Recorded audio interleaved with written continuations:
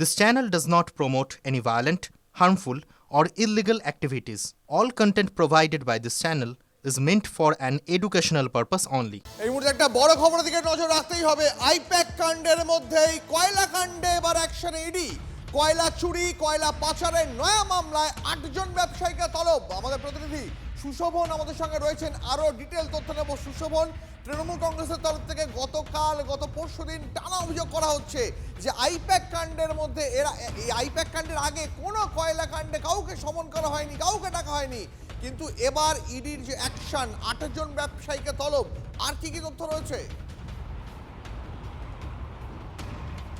দেখো, এটা নয়া মামলা। এই নয়া মামলায় ৮ জন ব্যবসায়ীকে ইতিমধ্যে তলব করা হয়েছে। কৃষ্ণ মুরারি কয়াল, নরেন্দ্র খারকল, এই ৮ জন ব্যবসায়ীকে তলব করা হয়েছে সিজিও কমপ্লেক্সে আগামী সপ্তাহে। যদিও কৃষ্ণ মুরারি কয়ালের কিন্তু ইতিমধ্যেই যে বয়ান, সেই বয়ান রেকর্ড হয়ে গেছে এবং এই মামলাটি একেবারে নতুন।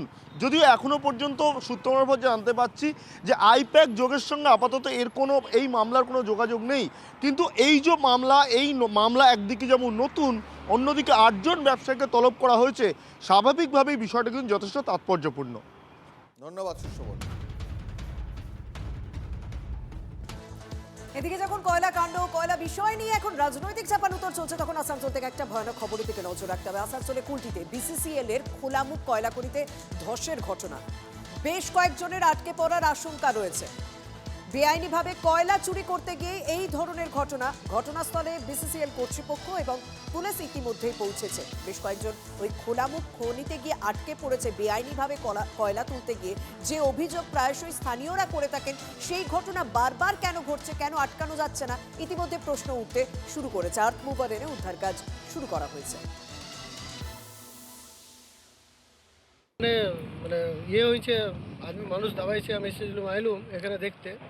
আধ ঘন্টা আগে আমি এখানে এসেছি। যখন আমি এসেছি তখন শুনলাম কি 2টা বডি এখান থেকে বার করেছে, বাদে মানে হসেছে, এলএম হসপিটাল নিয়ে গেছে। কটা রিকভারি হয়েছে বডি টোটাল?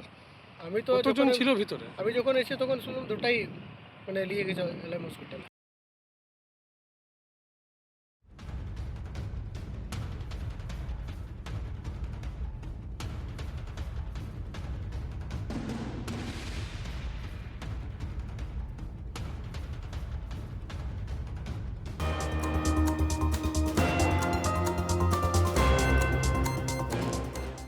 এসআইআর নামে ভোটারদের হয়রানির অভিযোগ তুলে বিক্ষোভ দেখাচ্ছে তৃণমূল কংগ্রেস। পূর্ব বর্ধমানের ভাতারে বিডিও অফিসের সামনে রাস্তা অবরোধ। ছবি দেখুন, দলের পতাকা ছাড়া জাতীয় পতাকা নিয়ে অবরোধ। বিক্ষোভের মধ্যেই বিডিও অফিসের এক কর্মীকে মারধরের ভিডিও ভাইরাল হয়েছে। বিক্ষোভকারীদের দাবি 2002 এর তালিকার নাম থাকা সত্ত্বেও বহু বৈধ ভোটারকে হিয়ারিংয়ে ডাকা হচ্ছে, আর তারই প্রতিবাদে হয়রানির অভিযোগ তুলে আজ সেখানে বিক্ষোভ দেখাচ্ছে তৃণমূল। আমাদের প্রতিনিধি মনতোষ আমাদের সঙ্গে রয়েছে। মনতোষ, ঠিক কি অভিযোগ করা হচ্ছে তৃণমূলের তরফ থেকে? দেখো, তৃণমূলের পক্ষ থেকে যেটা অভিযোগ করা হচ্ছে যে ছোট ছোট সামান্য ভুল, কারো হয়তো নামের বানানের ভুল, এবং তারা প্রকৃত ভোটার, তাদেরকে এসআইআর তলব করা হচ্ছে। এবং কি কারণে তারা তলব করা হচ্ছে না, ছোট ছোট ভুল, এবং তাদেরকে তলব করা এইভাবে উচিত হয়নি। এবং এই কারণেই কিন্তু তারা তৃণমূল কংগ্রেস, ওখানে যদিও তারা হাতে কোনো ব্যানার নিয়ে ছিল না, কিন্তু তৃণমূল কংগ্রেসের নেতাকর্মীরা ওখানে উপস্থিত ছিলেন, তারা উপস্থিত থেকে ওখানে রাস্তা অবরোধ করেছেন। এবং এমন পরিস্থিতি ওখানে এমন পর্যায়ে পৌঁছে যে বিডিওকে পর্যন্ত রাস্তা অবরোধ ওখানে ছুটে আসতে হয়, এবং বিডিও আশ্বাস দেন যে বিষয়টি খতিয়ে দেখবেন। তারপর কিন্তু সেখান থেকে অবরোধ ওঠে। এবং মূলত যেটা দাবি যে তাদের এইভাবে হয়রানি করা হচ্ছে, তাদের হয়রানি করা যাবে না, এবং ছোট ছোট ভুলের জন্য তাদের শুনানি কেন্দ্রে ডাকা যাবে না, এই তাদের মূলত অভিযোগ। বুঝতে পারছি, ধন্যবাদ।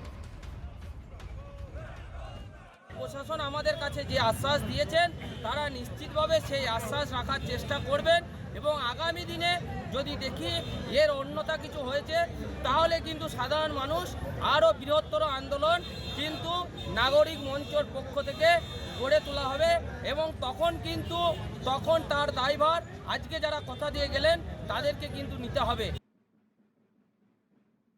যে গাইডলাইন্স রয়েছে, সেই গাইডলাইন্স মোতাবেক তার বাড়ি, তার কোনো আত্মীয় এনে সেই তার যে কোনো ডকুমেন্টস এনে সাবমিট করতে পারেন, এবং সেটাকে আমরা অ্যাটেন্ডেন্স হিসেবে গ্র্যান্ট করব। ঠিক আছে? আর আপনাদের একটা কি দাবি ছিল, কোশ্চেন ছিল? আর নোটিশ করা যাবে?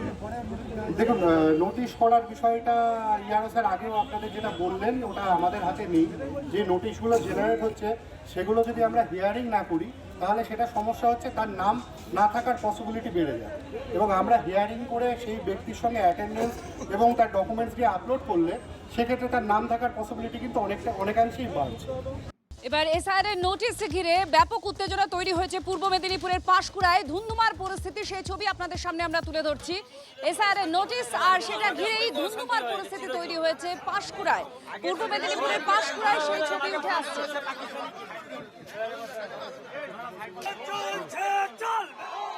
নোটিশের নামে হয়রানির অভিযোগ করছেন গ্রামবাসীরা এবং সেখানেই জড়ো হয়েছেন অনেকে। এসআইআর নোটিশ ঘিরে ব্যাপক উত্তেজনা তৈরি হয়েছে পাঁশকুড়ায়। নোটিশ দেওয়া হচ্ছে, হয়রানি করা হচ্ছে সাধারণ মানুষকে, রাস্তা আটকে বিক্ষোভ দেখাতে থাকেন এলাকাবাসী। গতকাল আমরা দেখেছি ঠিক একই রকম ছবি বর্ধমানে কাটোয়ায় এই ছবি উঠে এসেছে, যেখানে সাধারণ যারা ভোটার যাদেরকে এসআইআরে ডাকা হয়েছে হেনস্থা করা হচ্ছে নোটিশ দিয়ে, এমনটাই অভিযোগ তাদের।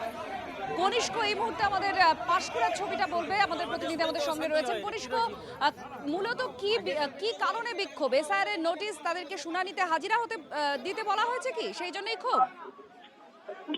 দেখো, বিভিন্ন ভাবে যে বারবার শুনানি, মানে বৈধ ভোটার বা দীর্ঘদিন ধরে তারা ভোট দিচ্ছে, তার সত্ত্বেও কেন প্রশাসনের পক্ষ থেকে বা নির্বাচন কমিশনের পক্ষ থেকে এই ধরনের নোটিশ পাঠানো হচ্ছে প্রত্যন্ত গ্রামের বিভিন্ন এলাকাতে।